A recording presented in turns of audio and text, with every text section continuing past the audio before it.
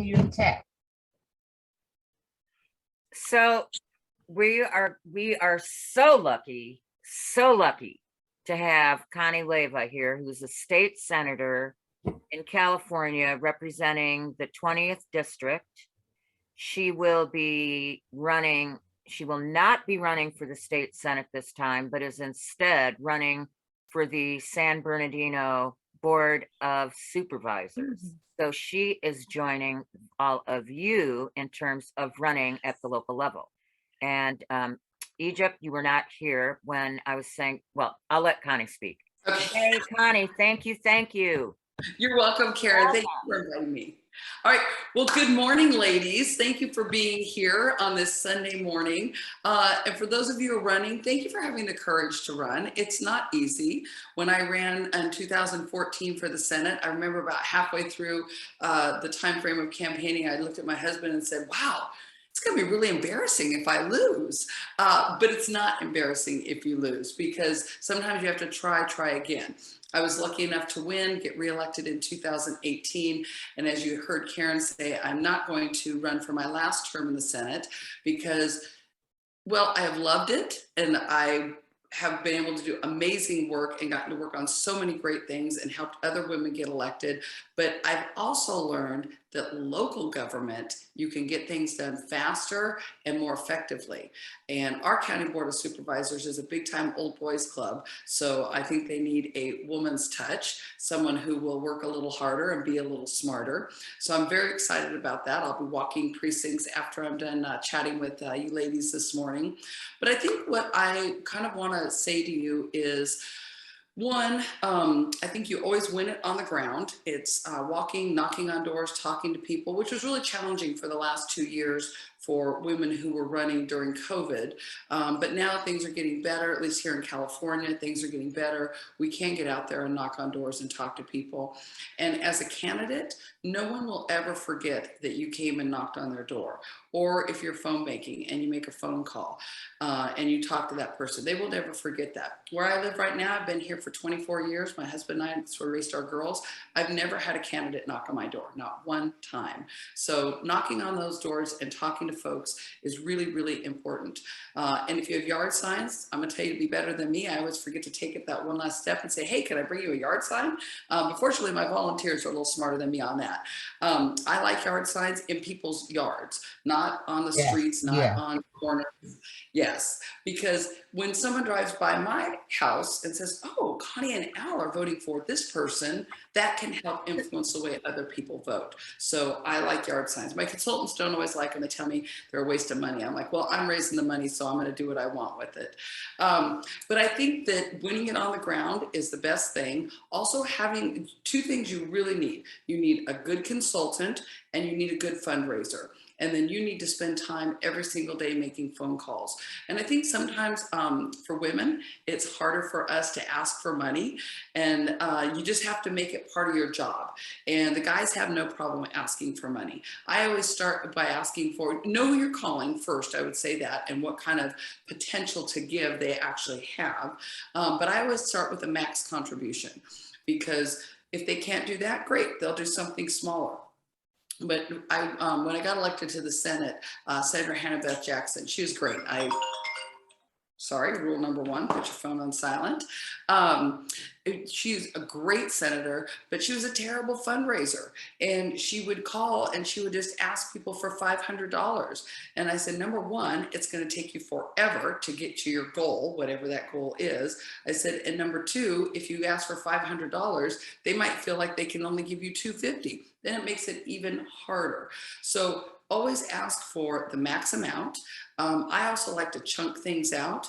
I know if I want to raise, this race is much easier. I only need to raise about 500,000. When I ran for Senate, it was about 1.3. So chunk out what you need and then figure it out. That's 10 max contributions, or it's 20 half max contributions. And then also have a list of people you know, and that you can call them and they can give you $50. But then also know there are going to be people who really want to support you and be there for you, and they just don't have the money, and that's okay. So then those are the folks you ask to come out and walk and knock on doors, the folks that you ask to make phone calls. For the first time, because the seats for the supervisor are so much smaller, it's only 400,000 folks, about 200,000 voters, 62,000 Dem households. So for us, it's much smaller. Senate seat is 1 million people. So we're going to do postcards. So all 62,000 Democratic households will get a handwritten postcard. Not all from me, because I'm not that good, but I have a lot of people who would like to sit and write postcards. So find something for everyone to do and a way for everyone to be successful. Also, when you put your packets together for walking, we always want to make sure that people feel successful. So all of you who've walked precincts, I don't know if you've ever walked into a campaign office, they hand you your folders, or now it's on PDI, which we use and is great. And they've got like 150 houses on there. We never do that, because then people don't feel successful. We always make sure we chunk it out in pieces that people can walk for about 3 hours and finish their packet, so they really feel like they helped you. So just be conscientious of that, because then they'll come back. If you give them too much to do and they don't feel successful, they may not want to come back. Let's see, what else do I want to tell you? You know, I like meet and greets. I like going to people's homes, and even if it's only 20 people. We did a meet and greet in Chino Hills yesterday, because that's a new city for me that I've never represented. And we had about 50 people show up, and for 2 hours, I first gave them a little spiel about me and then just took questions from them.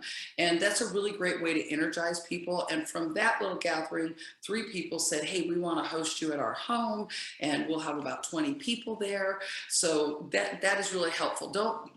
You got to do the small stuff too. We need numbers to win, but people will talk to other people. And I would just say that when you get elected, it's such an honor to represent folks. And it's also such an honor to get to move forward your agenda. When I was elected to the Senate, I was in the labor movement for 20 years. I was the president of my union and also the president of the California Labor Federation, which represents a little over 2 million people. So good jobs, labor jobs, that's where my heart is, because they also come with pensions and good health care, which everyone needs and deserves. So when I got elected, that was really my focus. But then I realized, oh my God, this was 2015, that's when I got sworn in. Women's rights were even then still under attack. It was just unbelievable. And now it's even worse when we talk about reproductive rights. Oh my God, I never thought that I'd be 55 years old and we'd be in this spot. Holy cow. But when you get elected, regardless of where you are, you get to focus on what's important to you. So I've been able to focus on a lot of women's rights issues. We eliminated the statute of limitations on rape so that women could come forward at any time. That was a hard one, because public safety, even though they were Dems, didn't like it because they thought we were creating a new crime. I'm like, well, rape's always been a crime. Anyway, we got it done and to the governor's desk, and he signed it. Lots of stuff on rape kits, lots of stuff on non-disclosure and secret settlements, got those abolished so that here in California, women don't, especially women, men too, but mostly it happens to women, don't have to sign those. They can speak out against their employer so that others know. And then lots of stuff we worked on in the environmental space, which I have loved.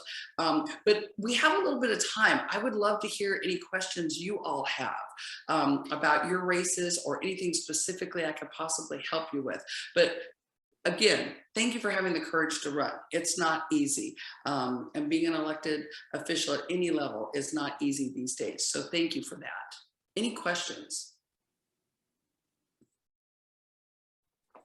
Good One morning. thing that I thought, oh, am I interrupting someone? That Jessica was going to go. Oh, okay. Sorry, I should have raised my hand.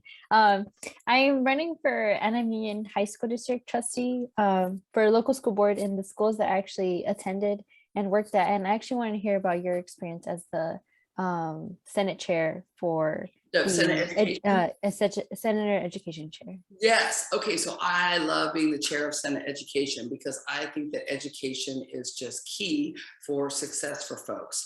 And in the Senate, we're lucky because we get to do K-12 and higher ed. In the Assembly, they split that up. So I get to work on all the issues. It is awesome because you get to see all the bills. We have a bill that's coming in on Wednesday, and it's a terrible bill. So you also have the ability to kill bills that are not good. But I would say running for school board, God bless you. We need good people on school boards right now. When I go to my local, I live in Chino, I go to my local school board meeting. People there are just embarrassing, running around, screaming, yelling at people. But you know what? You stay focused. You work, when you get elected, you work with the other board members and you all figure out what your agenda is, and you stay focused and don't be deterred by these crazy folks, these crazy, right now it's the anti-vaxxers, and before it was the anti-maskers, and we're never going to be able to please some of these folks. But you are running for a very important seat. I also think that because we've seen up and down the state of California, Republicans see this as a place where they can play and they can get folks elected and try and change curriculum, try and change what we're teaching our children. So we need good, solid Democrats on those seats. So thank you. Thank you very much for running. Any specific questions?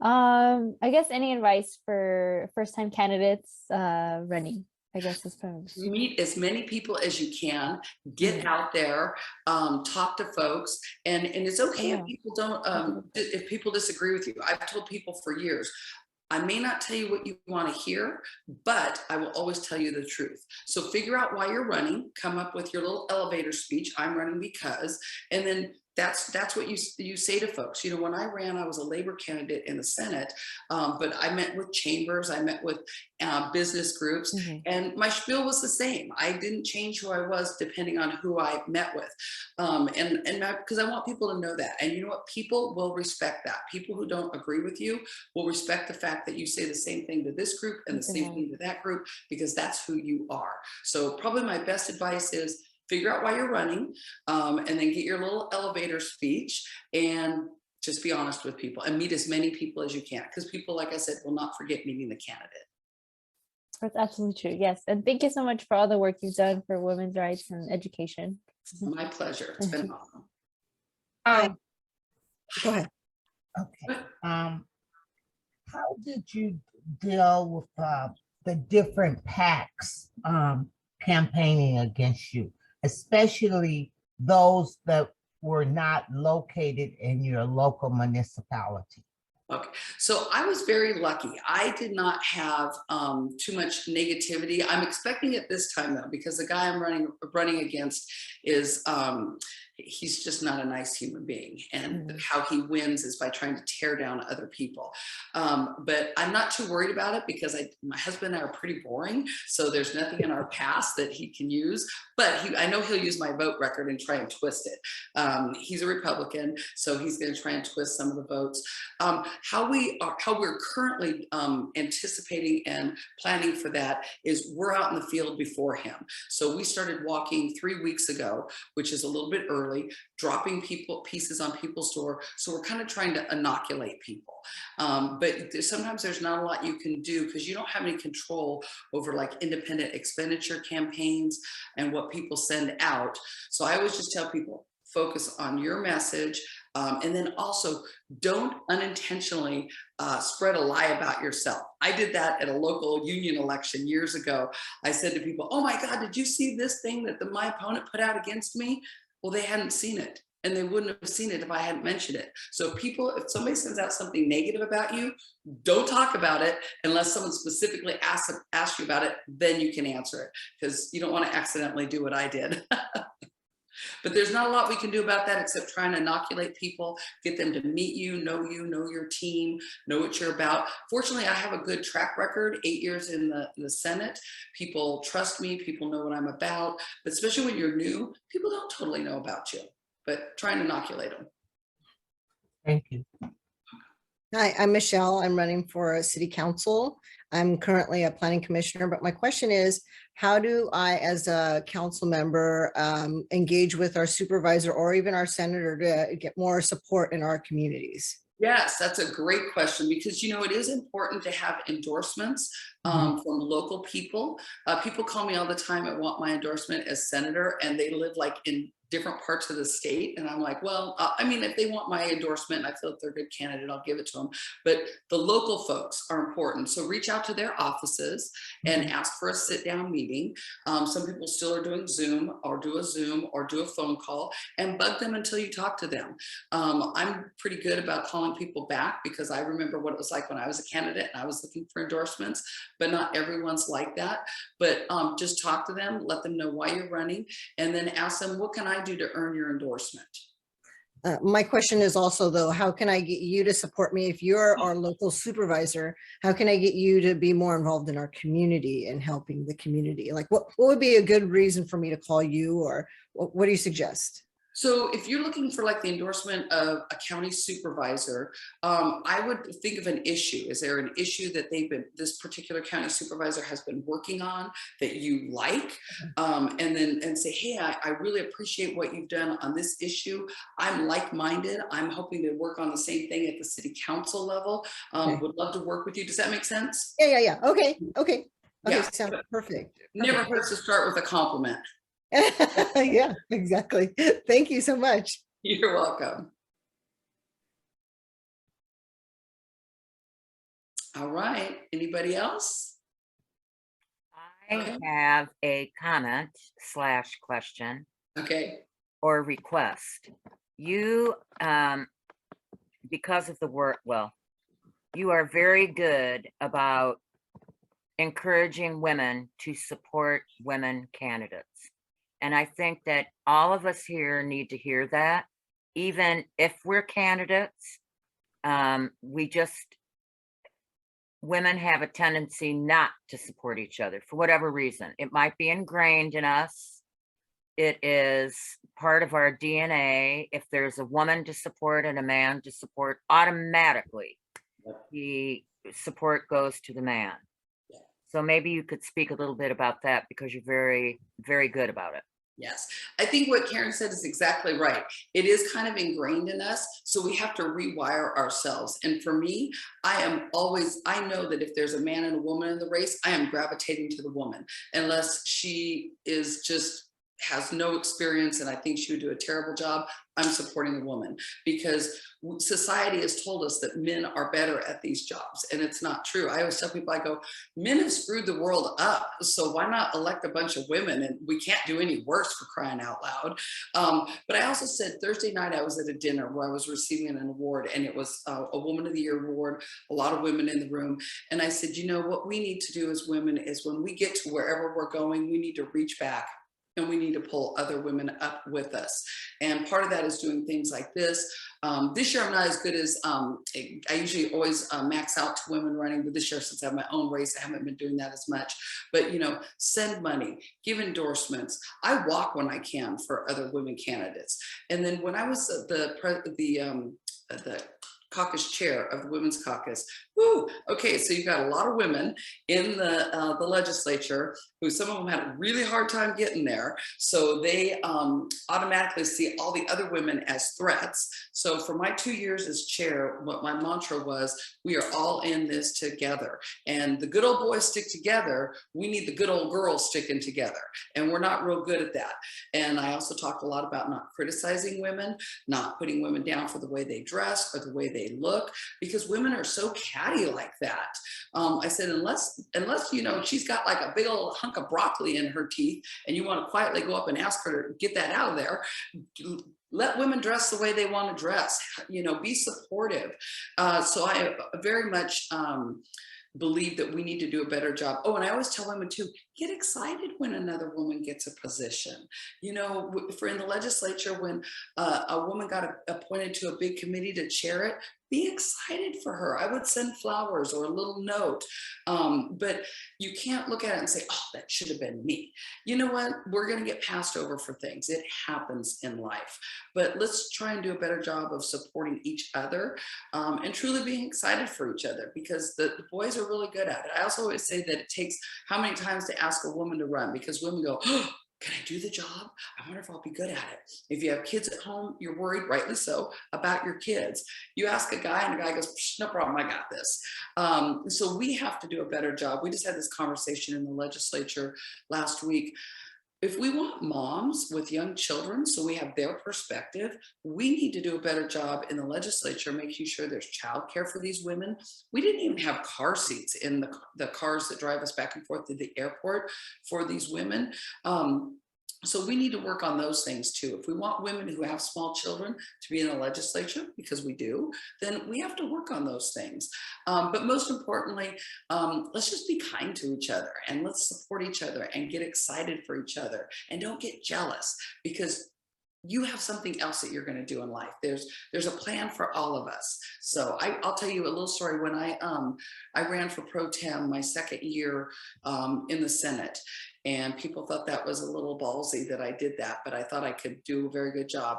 But when I got to the point where I knew I was going to be 2 votes short, and the other woman running was going to do it, I went to her and I said, you know what, Tony Atkins, you have my full support. I'm going to ask all of the people that were going to vote for me to vote for you, and I will be here to help you succeed.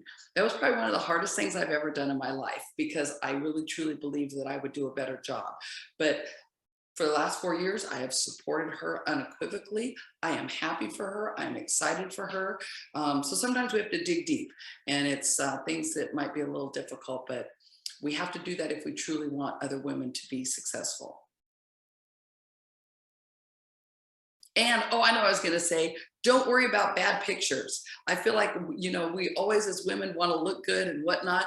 And you know what? Sometimes I walk out of my office, or out of my home, and I'm dressed and I'm like, man, I look good today. And then somebody takes my picture and I see it on Twitter or on Facebook, and I'm like, well, shit, that's a bad outfit. Do not ever wear that again. So don't worry about stuff like that. I think as women, we put too much pressure on ourselves to always look good. It's more important what you got up here and what you got right here. So don't worry about how you look.